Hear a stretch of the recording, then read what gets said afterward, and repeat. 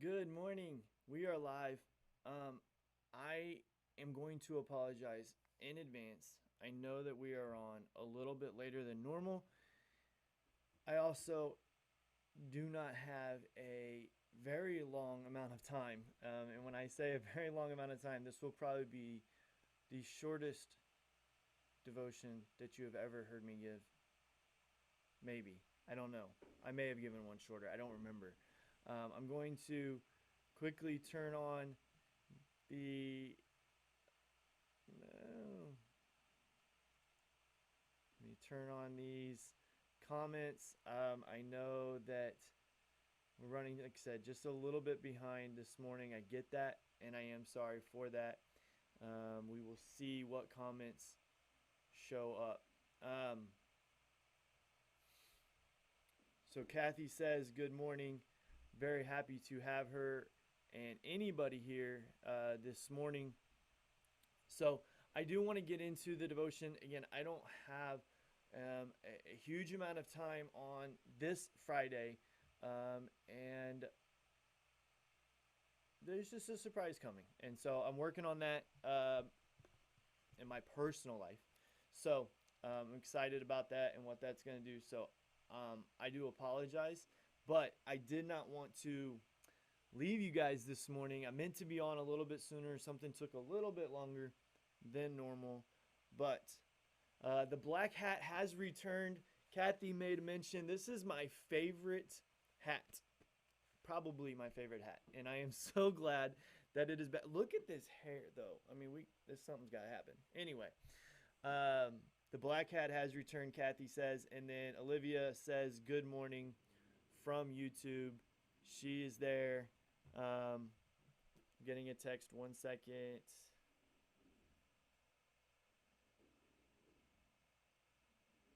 All right. So, anyway, I just sent a message. I was responding. Good morning to you too, James. So, let me share the verse with you this morning, okay? Just because this is going to be a little bit quicker does not mean that this is any less important. And I'm not going to say any more about the time, all right? Because I don't like it when I'm not trying to rush. I want to teach you or share with you something that is super important. So let me read this verse in 1 Corinthians. We've been in 1 Corinthians a lot. But 1 Corinthians chapter 1, verse 23 says this, but we preach Christ crucified, a stumbling block to the Jews and folly to the Gentiles. So this is something that Paul is saying, listen, we preach Christ crucified.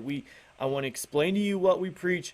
We preach Christ. And he's saying in this, it's a stumbling block to the Jews. Why is it a stumbling block to the Jews? Well, because they don't believe that Christ should have been crucified. They don't believe the Messiah, the Savior, the one is just this, the one that they were waiting for. They don't believe Jesus was him. That's why they killed him. They didn't believe he was the one. They didn't trust in that. So it's a stumbling block to preach that Christ came and was crucified. There's a stumbling block there, and it's folly, it's craziness to the Gentiles. Those that don't understand religion, those that don't understand the philosophy there, it's craziness, it's foolishness. And so Paul is saying, listen, this is who we preach. This is the type of message that we are going to give you, and we are not going to change. My devotion, talked about Greek philosopher, and I don't want to get crazy, deep or super crazy here, but it talked about a Greek philosopher named Pythagoras, and he divided men into three different classes. And I'm looking down, I'm trying to read this. I want to make sure I get it right. The three men were the men were divided into three classes. These are the three classes: seekers after knowledge, people that like to learn; seekers after honor, people that respect others, and those types of things; and seekers after gain, people who just want to earn money or earn things. So that's what he would say. He would separate them into three categories: those that want to learn, those that are trying to be honorable, and those that are trying to get ahead. And I believe that there are two other classes. This is what Tozer says. He says, I wonder why the Greek philosopher failed to notice the two other classes. Those who are not seeking anything, So seekers after nothing and seekers after God. Now, the Greek philosopher may have added those into somewhere there, but there are people who seek nothing. Seekers after nothing. These are people, these human vegetables, who just they do nothing with their life. They just lay around. They accomplish nothing. They have no goals that drive them. There is nothing behind them that is pushing them and showing them to do something more. And there are seekers after this nothing. Here we go. It says that these people, I'm referring to the millions of normal people who have allowed their magnificent intellectual equipment to wither away. Their reading matter is the sports page and the comic section. Their music is whatever is popular, handy, and loud. They have no thought. There's no drive. And we know people like this. I know I could think of a few people that are like this, that we say, hey, look, they just have no drive to do anything in life. Seekers after nothing. Then the last other one there. So we have seekers after knowledge, seekers after honor, seekers after gain. We're adding seekers after nothing and then seekers after God. Obviously, when we look at a verse like this, what we preach Christ crucified, a stumbling block to the Jew and folly to the Gentiles, what it's saying is, though, for Christians, Christ crucified is the bread of life. This is what we yearn for. This is what we desire. This is what we seek after. And so we need to be people that do this.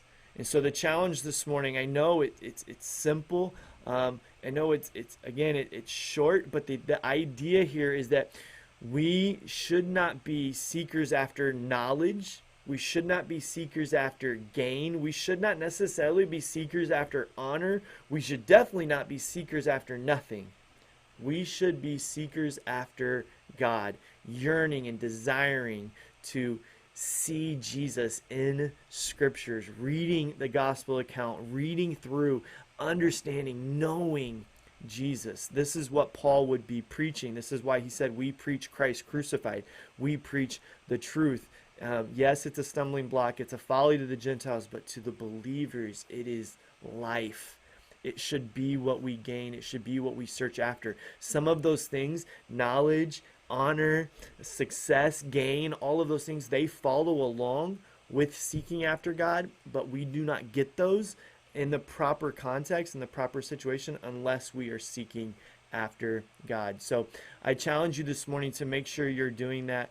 Quickly before I log off, I do want to say that we have a lot of people. Laura Compton is here this morning. Good morning, Laura, with James. It's glad to see you guys both on. Larry is on. Zara and Judy, so glad that you could join us. Again, the challenge this morning, let's be seekers after God. And so super excited about Sunday. Those of you that are able to at 11 a.m., I'm going to post a photo later today on our social media pages, Instagram and Facebook, to kind of excite that and to bring us. We got some new banners out in the parking lot on the tent. So I'm pumped. I'm ready to go, for another amazing day. We're supposed to have great weather, dry and maybe a little chilly, but I think it'll be all right. So we'll have a great time. I love you guys so much. Thank you for joining us this morning. Bye.